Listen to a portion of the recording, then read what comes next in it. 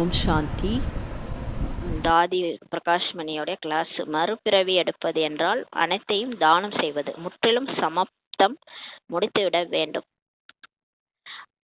தாதி சொல்றாங்க, பாபா வந்திருப்பதே குழந்தைகளாகிய நம்மை உயிருடன் இருந்து கொண்டே இறக்க செய்வதற்காகத்தான். இருந்து கொண்டே இறப்பதற்கான விதியை பாபா கூறுகின்றார். பாபா வந்து இப்ப இருந்துகிட்டே எப்படி இறக்குறதுன்ற விதியை சொல்றாரு. தானம் அளித்தால் உங்களுக்கு கிரகணம் விலகிவிடும் என்று பக்தியில் கூட சொல்றாங்க. இப்போது நீங்கள் அனைவருமே இந்த விஷயத்தினை சிந்தனை செய்து பாருங்கள். இப்ப நீங்க இதை நினைச்சு பாருங்க. நம்ம தானம் கொடுக்கணுன்றாங்க இல்லையா, பக்தியில கூட சொல்றாங்க. இப்ப நீங்க நினைச்சு பாருங்க, இது நமது மறுபிறவி தானா? இப்ப நான் சங்கமேகம் பிகே ஆயிட்டுக்கேன்ல, இது என்னுடைய மறுபிறவி தானான்றத நீங்க நினைச்சு பாருங்க. மறுபிறவி என்றால் அனைத்தையும் பாபாவிற்கு தானம் அளிப்பது. தானம் அளிப்பது என்றால் கிரணத்திலிருந்து விடுபடுவதுன்னு சொல்றாங்க தாதி. யஜ்ஞத்தில் எப்போதுமே தானம் செய்வாங்க.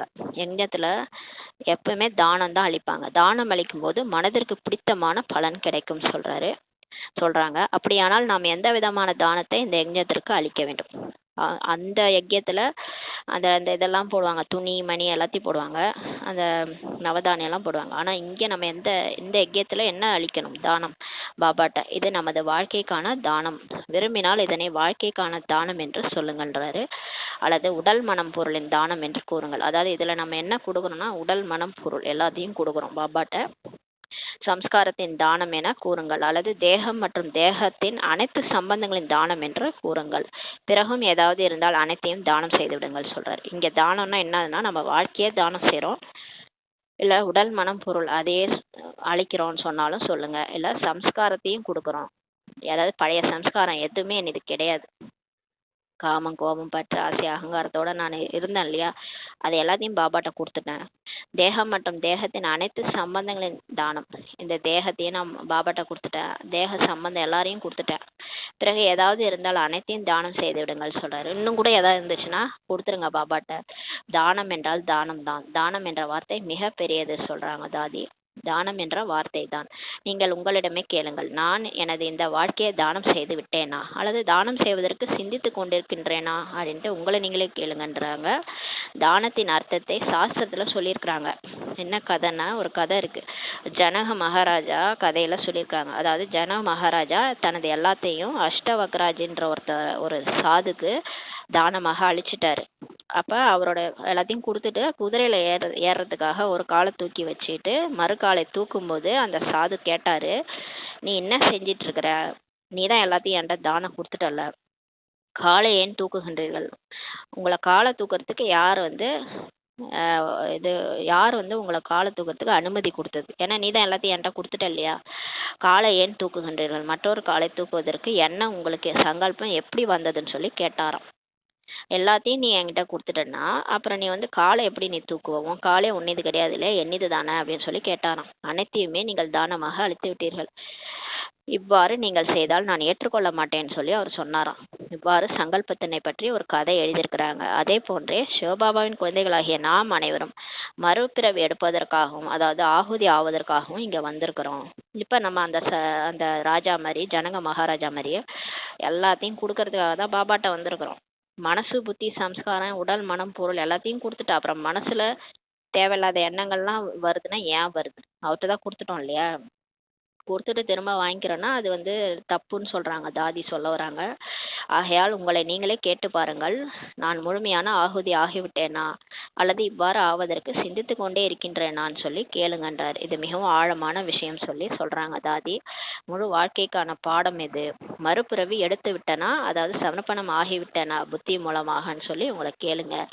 நான் பழைய உலகத்திலிருந்து இறந்து மறுபிறவி எடுத்து விட்டேன், பாபாவின் குழந்தையாகிவிட்டேன் என சிலர் சொல்றாங்க. பாபா கேட்கின்றார், அப்படியானால் நீங்கள் அனைத்தையும் தானம் செய்து விட்டீர்களா அப்படின்னு பாபா கேட்கிறாராம்.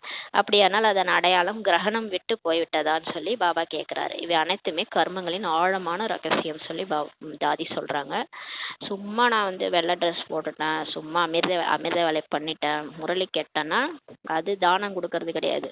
இந்த பழைய சம்ஸ்காரம் சுபாவம் தேக சம்பந்தம் எல்லாத்தையும் பாபாட்ட கொடுக்கணும். அதான் அந்த காலையே ஏன் பயன்படுத்தணும்னு கேட்டார்ல, அந்த மாதிரி ஒவ்வொரு எண்ணமும் பாபாட்ட சொல்லிட்டு தான் செய்யணும். பாபா இந்த காசு ஒன்னிது எடுத்துட்டு போவா, செலவு பண்ணவா, எல்லாமே அவர்கிட்ட கேட்டுட்டு தான் செய்யணும். அதுதான் முழுமையான சமர்ப்பணம். எப்போது ஆத்மா மறுபிறவி எடுத்து விட்டதோ அப்போதே எந்த விதமான உற்றார் உறவினர் பொருட்கள் வைபவங்கள் அனைத்திலும் எந்தவித பற்றுதலும் ஆத்மாவிற்கு இருக்கக்கூடாதுன்னு சொல்லி சொல்றாங்க. அதாவது இப்ப யாராவது இறந்துட்டாங்கன்னா அப்ப என்ன ஆகும், அவங்க சுச்சு முடல்ல போயிடுவாங்க இல்லையா. அப்ப அந்த ஒரு உற்றார் உறவினர் யாருமே அவங்களுக்கு சம்மந்தம் கிடையாது. பொருட்களை கூட யூஸ் பண்ண முடியாது இல்லையா, உடம்புல இருந்தாதான் யூஸ் பண்ண முடியும். எந்த ஒரு பற்றுதலும் அந்த ஆத்மாவுக்கு இருக்கக்கூடாது, அதுதானே நியதி. ஏனெனில் மறுபிறவி என்றால் அனைத்தும் தானம் செய்ததாகும் இல்லையா. மேலும் ஏதாவது ஒரு விஷயத்தில் பற்றுதல் இருந்தாலும், இப்ப நம்மளும் அப்படிதான் செத்து போயிட்ட மாதிரி. இப்ப இங்க இருக்கிறவங்க மேல நமக்கு எந்த பற்றோ எந்த அதிகாரமோ உரிமையோ இருக்கக்கூடாதுன்றார் பாபா. ஒன்லி பாபா தான், பாபாட்ட மட்டும்தான் கேட்கணும், பாபாட்ட மட்டும்தான் எடுத்துக்கணும். மற்றவங்கள்ட்ட யார்கிட்டையும் நம்ம எதை பற்றுதலை வைக்க கூடாதுன்றாரு. மேலும் ஏதாவது ஒரு விஷயத்தில் பற்றுதல் இருந்தாலும் புத்தி அங்கு சென்றாலும் இதனை தானம் அளித்தது என்று கூற முடியாதுன்னு சொல்லி சொல்றாங்க தாதி. இப்ப எங்கேயாவது மாட்டிக்கிச்சு புத்தி, ஏதோ ஒரு பொருள் மேல வஸ்து மேல இல்ல மனுஷங்க மேல அப்படின்லாம் நமக்கு புத்தி போச்சுனாலே இது தானம் அளித்தது என்று சொல்லவே முடியாது. அப்ப நம்ம பாபாட்ட தானம் கொடுத்துட்டோம்னு சொல்ல முடியாது, நம்மளே எடுத்துக்கிட்டோம்னு அர்த்தம். உதாரணமாக அநேகர் தங்களது விஷயத்தில் நான் சொன்னதுதான் சரி அல்லது தவறு என்று பிடிவாதமாக இருப்பார்கள். சில பிகேஸே என்ன சொல்றாங்கன்னா, நான் சொல்றதா ரைட்டு, இதெல்லாம் தவறுன்னு சொல்லி பிடிவாதம் பிடிக்கிறாங்க. எனது விஷயத்தை ஏற்றுக்கொள்ளத்தான் வேண்டும் என்று ஜித்தாக பிடிவாதமாக இருப்பார்கள் சொல்லி தாதி சொல்றாங்க. எங்கு இந்த பிடிவாத குணம் உள்ளதோ அங்கு ஆன்மீகம் என்பது இருக்குமா என்னன்னு சொல்லி தாதி கேட்குறாங்க. சுயம் பிடிவாதமாக இருப்பது என்றால் தேகாபிமானத்தில் இருப்பதாகும். ஏதாவது ஒரு விஷயத்துல நம்ம பிடிவாதமா இருக்கிறோம்னா நம்ம அந்த நேரத்துல நம்ம பிகேவே கிடையாது, ஆன்மீகவாதியே கிடையாதுன்னு சொல்றாங்க. நம்ம தேகாபிமானத்துல இருக்கிறோம், அப்ப வசமாகி இருக்கிறோம், மாயாவசமாகி இருக்கிறோம்னு அர்த்தம்ன்றாரு. தேக அபிமானம் இருந்தால் அங்கு எது சத்தியம் எது அது அசத்தியம் என்பது நிர்ணயம் செய்ய முடியாதுன்றாரு. இப்ப நம்மளே தேகாபிமானத்துல இருந்தோம்னா நம்ம கரெக்ட் எது தப்பு எதுன்னு நம்மளாலே கண்டுபிடிக்க முடியாதுன்றாரு. இப்போது நீங்களே உணர்ந்து பாருங்கள், என்னிடம் இந்த பிடிவாத குணம் இருக்குமானால் அதனை ஏன் தானம் செய்யவில்லை என்று இப்ப நீங்களே உணர்ந்து பாருங்க. இப்ப ஒவ்வொருத்தவங்களும் நம்மளே கேட்டுக்கணும், நான் எந்த விஷயத்துலயாவது பிடிவாதம் பிடிக்கிறேனா, அப்ப பிடிவாதம் பிடிச்சேன்னா நான் ஏன் இன்னும் அந்த குணத்தை விடலை அப்படின்ட்டு நீங்களே கேளுங்கன்ற சொல்றாங்க. பிடிவாதத்திற்கு பதிலாக ராயலாக இருங்கள் சொல்லி தாதி சொல்றாங்க. இவ்வாறு ராயலாக இருக்கும்போது பிடிவாத குணம் இல்லாமல் போயிடும். அதாவது அந்த எதில் எல்லாத்தையும் விட்டு கொடுக்கறது, பிடிவாதம் பிடிக்காம இருக்கிறது, அப்படியே ராயலா இருக்கணும்னு சொல்லி தாதி சொல்றாங்க. பிடிவாதம் என்பது ஸ்ரீமத்தை மீறுவதாகும். ஒருவேளை ஏதாவது விஷயத்தில் பிடிவாதம் வந்தால் நினைத்து பாருங்க, இது ஸ்ரீமத்தா அல்லது மன்மத்தா. இந்த மாதிரி ஏதாவது ஒரு விஷயத்துல நமக்கு பிடிவாதம் வருதுன்னா அது பாபாவுடைய வழியா இல்ல நம்மளுடைய மனசு போன வழியான்னு சொல்லி கேட்டுக்கோங்க. எப்போது நாம் தானம் செய்து விட்டோமோ பிறகு எந்த விஷயத்திற்காக பிடிவாதம் செய்கிறோம் கேளுங்க உங்க மனசையே. நம்ம தான் பாபாட்ட கொடுத்துட்டோம், அப்புறம் இப்ப எதுக்காக பிடிவாதம் பிடிக்கிறோம். ஏதாவது விஷயம் நம்ம வாழ்க்கையில இருக்கும், அது நடந்துதான் ஆகணும்ட்டு முட்டி மோதின்னு இருப்போம் இல்லையா. அப்ப நம்ம பிடிவாதம் பிடிக்கிறோம்னு அர்த்தம். அப்ப நம்ம இன்னும் பாபா கிட்ட முழுசா கொடுக்கலன்னு அர்த்தம்னு சொல்றாரு. இந்த ஞானம் என்பது எவ்வளவு எளிமையானதோ அந்த அளவுக்கு ஆழமானதும் ஆகும்னு சொல்லி தாதி சொல்றாங்க. இது எவ்வளவு ஈஸியா இருக்கு பாபா சொல்ற ஞானம், இருந்தாலும் இது அவ்வளோ ஆழம்னு சொல்றாங்க. ரொம்ப நீங்க சிந்தனை பண்ணும்போது நிறைய புரிய வரும். எப்போதும் ஸ்ரீமத்தை முன்னால் வையுங்கள் சொல்லி தாதி சொல்றாங்க. எப்பவுமே பாபா சொல்ற வழியை கடைப்பிடிங்க. பாபாவையும் பாபாவின் வழியும் முன்னால் வைக்கும்போது தனது சுபாவத்தின் விஸ்தாரம் என்பது அழிந்துவிடும். இப்ப நம்மளே நிறைய தவறு செய்யறவங்களா இருப்போம், நம்மளுடைய சுபாவ சம்ஸ்காரமே இந்த பழைய வாழ்க்கையில நம்ம கடைப்பிடிக்கிறது தப்பு தப்பா இருக்கும். அதை நம்ம எப்படி நம்ம நடக்கணும்னா பாபாவுடைய ஸ்ரீமத்தையும் நம்மளுடைய வழியையும் முன்னாடி வச்சு பார்த்து எது நல்லதோ அதை தான் நம்ம ஏத்துக்கணும். அப்ப நம்மளுடைய சுபாவத்தினுடைய விஸ்தாரம் அழிந்துரும்னு சொல்றாங்க தாதி. அதுதான் பகுத்தறியும் சக்தி. ஏன்னா நம்ம தப்பு பண்றதே நம்ம ஃபர்ஸ்ட் கண்டுபிடிக்கணும். மற்றவங்க தப்பு குறைய நம்ம பார்க்க தேவையில்ல, நம்ம என்ன தப்பு பண்றோம் அதையும் கண்டுபிடிச்சு அதை சரி பண்ணணும்ன்றாரு சொல்றாங்க. பக்தி என்பது விஸ்தாரம், ஞானம் என்பது பிந்து. பக்தி பார்த்தீங்கன்னா விஸ்தாரமா போகுது, ஆனா ஞானம் பார்த்தீங்கன்னா ஒரு புள்ளி தான், விதை. விதையில இருக்கு எல்லா ஞானமும். பாபா தான் விதை, அவர் நினைச்சாலே எல்லா ஞானமும் நமக்கு வந்துடும். நாம் அனைவருமே பக்தியின் விஸ்தாரத்திலிருந்து தூரமாக வந்து விட்டோம் சொல்லி தாதி சொல்றாங்க. இப்ப நம்ம பக்தியில இருந்து விடுபட்டுட்டோம், எல்லாரும் பிகே ஆயிட்டு பக்தியில இருந்து தூரமா வந்துட்டோம். அதே போல பழைய சம்பந்தம் சுபாவத்துல இருந்து தூரமாகி விட்டோமான்ட்டு உங்களை நீங்களே கேளுங்க. ஆனா நமக்கு இன்னும் அந்த சுபா சம்ஸ்காரம் போல பழைய சம்பந்தம் போலன்னு சொல்லி சொல்றாங்க. மேலும் ஸ்ரீமத்தை முன்னால் வைக்கும்போது அனைத்து விஸ்தாரமும் தூரமாகிவிடும். பிந்துவாக ஆகும்போது எந்தவித விஸ்தாரமும் இருக்காது. எப்போது மறுபிறவி எடுத்து விட்டோமோ அப்போதே மனம் புத்தி ஒரு கலங்கரை விளக்காக இருக்க வேண்டும் சொல்லி சொல்றாங்க. ஒருவேளை மனதில் ஏதாவது வீண் சங்கல்பம் இருந்தால் மனம் இனிமையான வீட்டிற்கு செல்ல முடியாது. இப்போ நம்ம மனசுல ஏதாவது வேஸ்ட் ஓடிட்டே இருக்குதுன்னா நம்மளால பரந்தாமத்துக்கு போய் பாபாவை நினைவு பண்ண முடியாது. இது மறுபிறவியே கிடையாதுன்னு சொல்றாங்க. மறுபிறவி என்பதன் முதல் அடையாளமே அனைத்து வீண் எண்ணங்கள் சமாப்தி ஆக வேண்டும். இந்த வேஸ்ட் முடிஞ்சாதான் மறுபிறவி எடுத்ததுக்கு சமன்றாங்க. பழைய விகல்பம் இருந்தால் மறுபிறவி எடுக்கவில்லை என்றுதான் பொருள்னு சொல்லிட்டாங்க தாதி. மற்றவர்களின் அவகுணங்களை பார்க்க கூடாது என்று ஸ்ரீமத் பாபா நமக்கு தந்துள்ளார். இப்போ முக்கியமான ஸ்ரீமத்தே மற்றவங்களுடைய அவகுணங்களை பார்க்கக்கூடாது. அப்படியெனில் நான் மற்றவர்களின் அவகுணங்களை பார்த்து எனது மனதை ஏன் கெடுக்க வேண்டும்? இப்போ மற்றவங்க ஏதாவது தப்பு செய்கிறாங்க, அதை நான் பார்த்து என் மனசை நான் ஏன் கெடுத்துக்கணும் அப்படின்னு கேட்குறாங்க. கெட்டது என்றால் தவறான பார்வை, கெட்டது என்றால் கோபம் வருதல். இப்போ கெட்டதுலாம் என்னென்னு தாதி சொல்கிறாங்க. கெட்டதுன்னா அந்த தேகமாக பார்க்கறது, ஆண் பெண்ணாக பார்க்கறது, சேர்த்து வச்சு பேசுறது, இதெல்லாம் தவறான பார்வை. கெட்டது என்றால் தவறான பார்வை. கெட்டது என்றால் கோபம் வருதல், கோபம் வர்றது கெட்டது. கெட்டது என்றால் பகைமையில் வருவது, பகையா நினைக்கிறது, எல்லாமே கெட்டதுன்றாங்க. எங்கு கெட்டது இருக்கிறதோ இது மறுபிறவியா அல்லது ஸ்ரீமத்தை பாலனை செய்வதான்னு சொல்லி கேட்குறாங்க. இப்போ கெட்டது இருக்குன்னா இது நீங்கள் மறுபிறவி எடுத்ததுக்கு சமமா இல்லை ஸ்ரீமத்தை தான் நீங்கள் கடைபிடிக்கிறீங்களான்னு சொல்லி கேட்குறாங்க. நாம் ஒவ்வொருவரும் நமது டைரியில் எழுதி வைத்து கொள்ள வேண்டும். இது கெட்ட மனநிலை. நீங்கள் ஒரு நாளும் நீங்கள் உங்கள் டைரியில் எழுதுங்க. இது எனக்கு கெட்ட மனநிலை இப்போ வந்திருக்குது, என்ன செய்வது, வீண் எண்ணம் வருகுது.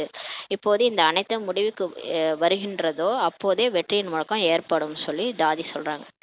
எப்போ இந்த வேஸ்ட்லாம் முடிவுக்கு வருதோ அப்போதான் வெற்றியின் முழக்கம் ஏற்படும். நம்ம மாறினாதான் பாபா நமக்குள்ள தெரிவார், பாபா வெளிப்படுவார்.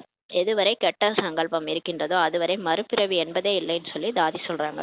ஒன்று உயர்ந்த நிலை, மற்றொன்று விஷம் நிறைந்த நிலை. விஷம் நிறைந்த நிலை என்றால் தேக அபிமானத்தின் நிலைன்னு சொல்லி தாதி சொல்றாங்க. அப்படியானால் எந்த ஸ்திதியில் நான் இருக்கின்றேன்? தேகி அபிமானி நிலையில் இருக்கிறேன்னா இல்லை தேக அபிமானி நிலையான்ட்டு செக் பண்ணுங்கன்னு சொல்லி சொல்றாங்க.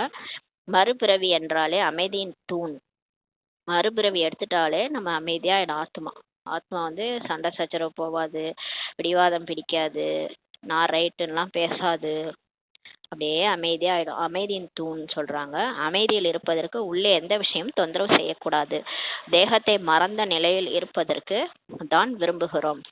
பாபாவின் நினைவில் இருப்பதற்கு தான் விரும்புகின்றோம். ஆனாலும் ஏனோ ஏதாவது விஷயம் புத்தியில் புத்தியினை தொந்தரவு செய்து கொண்டே இருக்கின்றதுன்னு சொல்லி தாதி சொல்றாங்க. தொந்தரவு என்றால் தேவையற்ற விஷயங்களை பேசிக்கொண்டே இருப்பது. தொந்தரவுனாலே தேவையில்லா பாபாவை தவிர மற்ற விஷயங்களெல்லாம் பேசிட்டு இருக்கிறது. தொந்தரவு என்றால் பாபாவையும் தொந்தரவு செய்வது. அதாவது இந்த மாதிரி பேசுறது பாபாவை கூட தொந்தரவு செய்யறாங்க சில பிகேஸ்ன்னு சொல்றாங்க. யார் தொந்தரவுக்கு உட்பட்டவர்களாக இருக்கின்றார்களோ அவர்கள் ஏதாவது பேசிக்கொண்டே இருப்பார்கள். யார் மனசு தொந்தரவு உட்பட்டவங்களா இருக்கிறாங்களோ அவங்க என்ன பண்ணுவாங்க? வாயம் மூட மாட்டாங்க, ஏதாவது பேசிக்கொண்டே இருப்பாங்க. இவங்க பேசி மற்றவங்களையும் தொந்தரவு பண்றாங்க, பாபாவையும் தொந்தரவு பண்றாங்கன்னு சொல்றாங்க தாதி. அவர்களின் மனம் ஒரு நிலையில இருக்காது. இந்த மாதிரி பேசிக்கிட்டே இருக்கிறவங்க மனசு அலப்பாஞ்சிட்டே இருக்கும்னு சொல்றாரு. நான் இங்கு வந்தால் கூட என்னை எவருமே எதுவும் கேட்கவில்லை என்று சிலருக்கு இந்த மாதிரியான எண்ணங்கள் கூட வருகின்றது. அதாவது நான் சென்டருக்கு வந்தா என்னை யாரும் என்னன்னே கேட்க மாட்டாங்கன்னு சொல்லி சிலருக்கு இந்த மாதிரி எண்ணம்லாம் வருது. எனக்கு அந்த அளவுக்கு விருந்தோம்பல் ஒன்றும் கிடைக்கவில்லை, அந்த மாதிரி யாரும் அவங்களுக்கு உபசரிக்கல, கிடைக்கல. பெரிய சகோதரிகள் ஒரு சிலரை தான் பார்க்கின்றார்கள், ஆனால் என்னிடம் எதுவுமே கேட்கவில்லை. சென்டருக்கு போனா சிஸ்டருங்க மற்றவங்கள தான் பார்க்குறாங்க, என்ன பார்க்கல, என்கிட்ட எதுவும் கேட்கல. நான் அவர்களை என்னை தனிப்பட்ட முறையில் கவனிக்க வேண்டும் என்று நினைக்கவில்லை. தாதி சொல்றாங்க. அதெல்லாம் நான் அவங்கள என்னை தனிப்பட்ட முறையில் கவனிக்கணும்னு கூட நினைக்கல, ஆனால் என்னை என்னன்றே கேட்கல அப்படின்ட்டு சிலர் நினைக்கிறாங்க. மேலும் அவர்கள் சொல்றாங்க, நான் கவனிப்பேன் என்று வந்தீர்களா அல்லது பாபா கவனிப்பேன் என்று வந்தீர்களான்னு சொல்லி சிஸ்டருங்க கேட்குறாங்களாம், சகோதரிகள் கேட்குறாங்க. நான் கவனிப்பேன்ட்டு சென்டருக்கு வந்தீங்களா இல்லை பாபா கவனிப்பான்ட்டு வந்தீங்களான்ட்டு சிஸ்டருங்க என்னை கேட்குறாங்க. நாம் அனைவரும் பிரம்மத்தில் வசிக்கக்கூடிய பாபா தான் கவனித்து கொண்டிருக்கிறார். இப்போது நீங்கள் உங்களுக்குள்ளே கேளுங்கள், நான் யாரை பார்க்க வந்துள்ளேன்? இப்போ சென்டருக்கு போகிறோம் இல்லையா, நம்ம யார் மற்றவங்களைய பார்க்க வந்திருக்கிறோம், நான் யாரை பார்க்க வந்துள்ளேன்னு சொல்லி நீங்கள் உங்கள் மனசே கேளுங்க. யாரிடமிருந்து பாலனை அடைவதற்கு வந்துள்ளேன்? பாபாட்ட இருந்து தானே. இந்த சிஸ்டருங்க கவனிப்பாங்கன்னு போகிறோமா இல்லை சகோதரர்கள் கவனிப்பாங்கன்னு போகிறோமா? நம்ம பாபாவுக்காக தானே சென்டருக்கு போகிறோம். எந்த ஒரு தேகதாரி நன்மையும் எதிர்பார்க்காதீர்கள் சொல்லி தாதி சொல்கிறாங்க. நீங்கள் பாபா வந்து தேகத்தையே பார்க்காதீங்க, தேகத்தை விட்டுருங்கன்னு சொல்கிறாரு. அப்போ சென்டர்லேயும் போய் ஏதாவது ஒரு தேகாதாரி என்னை கவனிக்கணும், என்னை வந்து கூப்பிட்டு என்னான்னு விசாரிக்கணும், இப்படிலாம் நினைக்கிறது தப்பு தானே. அதான் சொல்கிறாங்க தாதி, எந்த ஒரு தேகாதாரின் அன்பையும் எதிர்பார்க்காதீர்கள், நமது முழு அன்பும் பாபாவிடம் தான் இருக்க வேண்டும் சொல்லி தாதி சொல்கிறாங்க. நாம் பாபாவின் அரவணைப்பிற்காக தான் வந்துள்ளோம். நம்ம வந்திருக்கிறதே பாபாவை நினைக்க தான், அவரோட அரவணைப்பிற்காக தான் வந்துள்ளோம். பாபாவும் எப்போதும் குளிர்ச்சியான நிலையில் நம்மை வைக்கின்றார். பாபாவை நினைச்சா நம்மளை குளிர்ச்சியா வச்சிருக்கிறார். மேலும் மற்றவர்களின் பிரபாவத்தில் வருவது, சுபாவத்தில் வருவது இது நமக்கு அவசியமற்றதுன்னு சொல்லி தாதி சொல்றாங்க. இந்த எண்ணம் தொடர்ந்து கொண்டே இருந்தால் அவர்கள் என்னை கவனிக்கவே இல்லை என்றுதான் கூறுவார்கள். இது மாதிரி எண்ணம் சென்டருக்கு போனாலே வருதுன்னா இவங்க என்ன கவனிக்கல, அவங்க என்ன கவனிக்கல, இப்படிதான் சொல்லுவாங்கன்னு சொல்லி தாதி சொல்றாங்க. சிலர் சிறு குழந்தைகள் போல அனைத்து விஷயங்களையும் கேட்பார்கள். என்ன கேட்பாங்கன்னா, பிறகு விநாசம் எப்போது ஏற்படும், கர்மாதி நிலை எப்போது ஏற்படும், இப்படியெல்லாம் சிஸ்டருங்கள்ட்ட போய் கேள்வி கேட்குறாங்க. ஆனால் பாபா கேட்குறாரு, நீங்கள் தேக அபிமானத்துலேருந்து விடுபட்டு விட்டீர்களா? இப்போ நீங்கள் எவ்வளோ காலம் புருஷார்த்தம் பண்ணி இந்த தேக அபிமானத்தை விட்டுட்டு ஆத்மாபிமானியாக ஆயிட்டீங்களா? அவ்வாறு ஆகாத போது கர்மாதி நிலை எப்படி அடைய முடியும்னு சொல்லி பாபா சொல்றார். நம்மை பாபா தன் பிரபாவத்தில் கொண்டு வந்து விட்டார். இந்த பிரபாவத்தில் இருந்தால் ஒரு வினாடியில் மறுபிறவி நிலையை அடைய முடியும் சொல்லி தாதி சொல்றாங்க. இன்று எனக்கு காய்ச்சல் வந்து விட்டது, சின்ன பெரிய விஷயங்கள் வந்து விட்டது, மாயா வந்துருச்சு, இப்படிலாம் சொல்லுவாங்க இல்லையா? யார் சொல்லுவாங்க? பிகேஸ் தான் சொல்லுவாங்க. இன்னைக்கு எனக்கு ஜுரம் வந்துருச்சு, காய்ச்சல் வந்துருச்சு, சின்ன பெரிய விஷயங்கள்லாம் நடந்துருச்சு, சோம்பலாக இன்னைக்கு உள்ளது, அதிகமான தொந்தரவுகள் உள்ளது என்று இந்த மாதிரியான ஃபீலிங் இருந்தால் நீங்கள் தானம் செய்து விட்டீர்கள் என்று அர்த்தமா? தாதி கேட்குறாங்க. இந்த மாதிரி ஒரு ஃபீலிங்லாம் வந்துருச்சுன்னு சொல்றீங்களே, எனக்கு இந்த மாதிரி விஷயம் நடந்துச்சு, இந்த மாதிரி காய்ச்சல் வந்துருச்சு, இன்னைக்கு சோம்பலா இருந்துச்சு, இதெல்லாம் சொல்றீங்களா? அப்ப நீங்க பாபாட்ட எல்லாத்தையும் கொடுத்துட்டீங்கன்னு அர்த்தமா? அப்ப நீங்களே தானே எடுத்து வச்சிட்டு இருக்கிறீங்க, எல்லாத்தையும் அவர்கிட்ட சொல்லிட்டீங்கன்னு அர்த்தமான்னு சொல்லி கேட்குறாங்க. தானம் கொடுத்து விட்டீர்கள் என்றால் எப்படி நீங்க கூற முடியும் எனக்கு ஃபீலிங் வருகிறது என்று? நீங்கள் யார்? பாபாவுடையவர்கள் என்றால் ஃபீலிங் யாருடையது வருகிறது? எனக்கு ஃபீலிங் வருகிறது என்றால் நான் தானம் செய்த பொருளை திரும்ப வாங்கிவிட்டேன் என்பதாகும் சொல்லி தாதி சொல்றாங்க. அதாவது நான் அவர்கிட்ட கொடுத்ததை நான் திரும்பி வாங்கிட்டு ஃபீல் பண்ணிட்டு இருக்கிறேன். மனசை தான் பாபாட்ட கொடுத்துட்டீங்க, அப்புறம் மனசுல எதுக்கு ஃபீலிங் பண்ணிட்டு இருக்கிறீங்கன்னு சொல்லி தாதி கேட்குறாங்க. தானம் கொடுத்த பொருளை திரும்ப வாங்குவது என்பது மிகப்பெரிய பாவமாகும் சொல்லி தாதி சொல்றாங்க. இப்போ நம்ம ஒருத்தவங்களுக்கு ஒரு ட்ரெஸ்ஸு கொடுத்தோம், திரும்ப போய் அவங்கள்ட்ட வாங்கிட்டோம்னா, ஒரு அன்னதானம் போட்டோம், திரும்ப போய் அவங்கள்ட்ட வாங்கிக்க முடியுமா? வாங்கினா அது எவ்வளோ பெரிய பாவம், மிகப்பெரிய பாவமாகும்னு சொல்றாங்க தாதி. அதுமாரி பாபாட்ட கொடுத்துட்டீங்க, திரும்ப போய் அதை வாங்கிக்கிறீங்க, மனசை கொடுத்துட்டீங்க, அப்புறம் மனசுல எதுக்கு ஃபீல் பண்றீங்க? எது நடந்தாலும் பாபா பார்த்துக்குவார்னு விட்டுறணும். எப்போது நான் அனைத்தையும் தானம் செய்து விட்டேனோ எனக்கு எந்த விஷயத்தில் ஃபீலிங் வருகிறது? நான் தானம் கொடுத்து விட்டேன் என்றால் இது அனைத்தும் பாபாவின் அடமான பொருட்கள், நான் இதற்காக ஏன் தொந்தரவுக்கு உள்ளாக வேண்டும்? நான் பாபாவின் அடமான பொருள் என்றால் தொந்தரவு பாபாவிற்கு வராத போது எனக்கு எப்படி வர முடியும் சொல்லி தாதி கேட்குறாங்க. நானே ஒரு அடமான பொருள், என் மனசு புத்தி சம்ஸ்காரம் உடல் மனம் பொருள் எல்லாத்தையும் பாபாட்ட கொடுத்துட்டேன், நானே ஒரு அடமான பொருளாக பாபாட்ட இருக்கிறேன், அப்புறம் அவருக்கே ஃபீல் ஆகாத போது எனக்கு ஏன் ஃபீலிங் வரணும் அப்படின்ட்டு கேட்குறாங்க தாதி.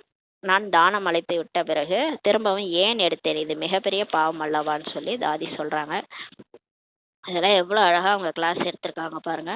நான் பாபாவின் அடமான பொருள் என்றால் என்னுடைய சங்கல்பம், எனது வாழ்க்கை, எனது சேவா அனைத்துமே பாபாவின் அடமான பொருளாகும். நான் பாபாவிற்கு எப்படி துரோகம் செய்ய முடியும் சொல்லி தாதி கேட்குறாங்க. தொந்தரவு வருகின்றது, ஃபீலிங் வருகின்றது என்றால் நான் பாபாவிற்கு துரோகம் செய்கின்றேன் என்பதாகும். எப்போது பாபாவின் குழந்தையாக ஆகிவிட்டோமோ பிறகு பாபா என்ன ஸ்ரீமத் கொடுக்கிறாரோ அதன்படி தான் நடக்க வேண்டும். பாபா கூறுகின்றார், நீங்கள் அதிகாலையிலிருந்து என்னை நினைவு செய்யுங்கள்ட்டு சொல்றார் பாபா. நீங்கள் எனது காரியத்திற்காக உங்களது வாழ்க்கையை தந்துள்ளீர்கள், நீங்கள் பாபாவின் எண்ணத்தில் சாப்பிடுங்கள், பாபாவின் காரியங்களை செய்யுங்கள், ஆனால் எனக்கு அந்த விதமான சேவையில் ஆர்வம் உள்ளது, ஆனால் எனக்கு வாய்ப்பே தரவில்லை என்று இந்த சங்கல்பம் உங்களுக்கு ஏன் வருகிறது? இது என்ன நிலைன்னு சொல்லி பாபா கேட்கிறார். ஏதாவது நடக்கலைன்னா நான் தொந்தரவுக்கு உள்ளாகின்றேன், இது கூட அடமானம் தந்தவருக்கு நாம் செய்யும் துரோகம் செய்வதாகும் சொல்லி தாதி சொல்றாங்க. இப்போ நம்ம நினச்ச ஒரு விஷயம் நடக்கலை, சென்டருக்கு போகிறோம், சாப்பிட்றோம், பாபாவுக்காக சேவை செய்கிறோம், ஏதோ ஒரு நமக்கு ஒரு வாய்ப்பு தரலை, ஏதோ ஒரு எண்ணம் வருது, ஏதோ நம்ம நினச்சது நடக்கலை, நான் தொந்தரவுக்கு உள்ளாகிறேன், ஏதோ எனக்கு உள்ளார டிஸ்டர்ப் ஆகுது மைண்டுனா, நீங்கள் அடமானம் கொடுத்துட்டீங்க இல்லையா பாபாவுக்கு, பாபாவுக்கு நீங்கள் துரோகம் செய்கிறீங்கன்னு சொல்லி தாதி சொல்கிறாங்க. சங்கல்பத்தில் கூட குழப்பங்கள் வந்தால் இது கூட பாபாவிற்கு துரோகம் செய்வதாகும் சொல்லி தாதி சொல்கிறாங்க. அதை பாருங்க, தாதி ரொம்ப சூட்சமா புரிய வைக்கிறாங்க. எண்ணத்துல கூட நமக்கு பாபாவுக்கு நம்ம துரோகம் செய்யக்கூடாது. அதாவது கவலை எதுக்குமே ஃபீலிங்கே வரக்கூடாது, கவலைப்படக்கூடாது, குஷியா இருக்கணும், மனசு திருப்தியா இருக்கணும், யாராலையும் அதிருப்தி அடையக்கூடாது. ஏன்னா நான் பாபாவை நம்பிதான் வந்தேன். ஒரு குடும்பத்துல வாக்கப்படுறோம்னா ஒரு கணவனை நம்பிதான் நம்ம அங்க போறோம். அவருக்காக எல்லாரையும் சகிச்சுக்கிறோம் போது இங்க பாபா நம்ம பாபாவுக்கு வாக்கப்பட்டிருக்கிறோம்னா பாபாவுக்காக நம்ம எல்லாரையும் சகிச்சுக்கணும். அப்பதான் அவருக்கு நம்ம துரோகம் செய்யாத மாதிரி. நம்ம சகிச்சுக்காம இருக்கிறோம்னா அப்ப பாபாவுக்கும் நம்ம துரோகம் செய்யறோம்னு சொல்லி தாதி சொல்றாங்க. பாபா கூறுகின்றார், ஒன்று பிரகஸ்பதி தசா, இன்னொன்று ராகு தசான்னு சொல்லி சொல்றாங்க. பாபா சொல்றாருன்ட்டு தாதி சொல்றாங்க. 2 தசா இருக்கு, ஒன்று பிரகஸ்பதி தசா, இன்னொன்னு ராகு தசா. புத்தி எப்போது மேல் கீழ் ஆகின்றதோ அப்போது புரிஞ்சுக்காங்க இது ராகு தசா என்று. இப்ப நமக்கு புத்தி சரியில்லை, ஏதோ அங்கேயும் இங்கேயும் அலப்பாயுதுன்னு நினச்சிக்கோங்களேன், ஏதோ கவலைப்படுறோம், துக்கப்படுறோம், இல்லை ஏதோ நமக்கு மாயா பக்கம் போகுது புத்தினா நமக்கு ராகு தசா நடக்குதுன்னு புரிஞ்சுக்கோங்க சொல்றாங்க தாதி. வருமானத்தில் நஷ்டம் ஏற்படுகிறது என்றால் வருமானம் செய்யும் கலை குறைவாக உள்ளது என்பதாகும் சொல்றாரு. அப்ப உங்களுக்கு வருமானம் செய்யும் கலையே இல்லை, அப்ப நஷ்டம் ஏற்படுது. பாபா நினைக்காம வேற எதுலையோ போகுது புத்தி. உனக்கு அது கவலைப்பட்டாலும் சரி, துக்கப்பட்டாலும் சரி, இல்லை ஜாலியா இருந்துக்கிட்டு மாயா கூட எங்கேயாவது சுத்திட்டு வந்தாலும் சரி, எல்லாமே வருமானம் செய்யற கலை குறைவாக இருக்குன்னு அர்த்தம்னு சொல்றாரு. பிரகஸ்பதி தசா என்றால் பாபாவின் நினைவில் எனது ஸ்திதி என்பது உயர்ந்த நிலையை அடைவது. பாபா நினைவுல இருந்து நான் உயர்ந்த ஸ்திதியில நான் இருக்கிறேன் அப்படின்னா அது பிரகஸ்பதி குரு திசை நடக்குதுன்னு அர்த்தம். சிலர் பாபாவின் வார்த்தையை வைத்துக்கொண்டு பாபா தான் கூறியிருக்கின்றார்கள் அல்லவா, மாயா என்பது கடைசி நேரம் வரை வரும் என்று கூறி தனக்கு தானே சமாளிச்சுக்கிறாங்க. பாபா சொல்லியிருக்கிறாரு, குழந்தைகளே மாயா கடைசி வரைக்கும் வரும்ன்ட்டு பாபா சொல்லியிருக்கிறாரு முரளியில. அதனால சிலர் பாபா தானே சொல்லியிருக்கிறாருன்ட்டு சமாளிச்சிட்டு இருக்கிறாங்க. மாயா வருது அதனால நான் அழுகுறேன், எனக்கு புயல் வீசுது அதனால நான் அழுகுறேன் அப்படின்ட்டு சொல்லிக்கிறாங்க. பாபா மேலே பழிய போட்டுட்டு சொல்லிக்கிறாங்க. பாபா கூறியுள்ளார், குழந்தைகளே புயல் வரத்தான் செய்யும், மாயா வரத்தான் செய்யும், ஆனால் நீங்கள் அதனை கடக்க வேண்டும், வெற்றி அடைய வேண்டும் அப்படின்னு தான் பாபா சொல்லியிருக்கிறாரு. இதையும் பாபா கூறியுள்ளார் அல்லவான்னு சொல்லி தாதி ஞாபகப்படுத்துறாங்க. பாபா சொன்ன பாதியை மட்டும் சொல்லிட்டாங்க, மீதியை சொல்லலை. மீதி என்னன்னா புயல் வரத்தான் செய்யும், மாயா வரதான் செய்யும், ஆனா நீங்க அதை உயர்ந்த ஸ்திதியோட கடக்கணும். பரிசாவாகி பறந்து அந்த அலையில டான்ஸ் ஆட சொன்னார்ல, அலை மேல அப்படியே ஜம்ப் பண்ண சொன்னாரு, அந்த மாதிரி கடக்கணும், வெற்றி அடையணும்னு சொல்லி பாபா சொன்னார் அல்லவா அப்படின்ட்டு ஜாதி ஞாபகப்படுத்துறாங்க. ஒருபோதும் நின்று விடக்கூடாது, புயல் வந்தால் நீங்கள் நின்று விடுங்கள் என்று பாபா ஒருபோதும் கூறவில்லை தானே.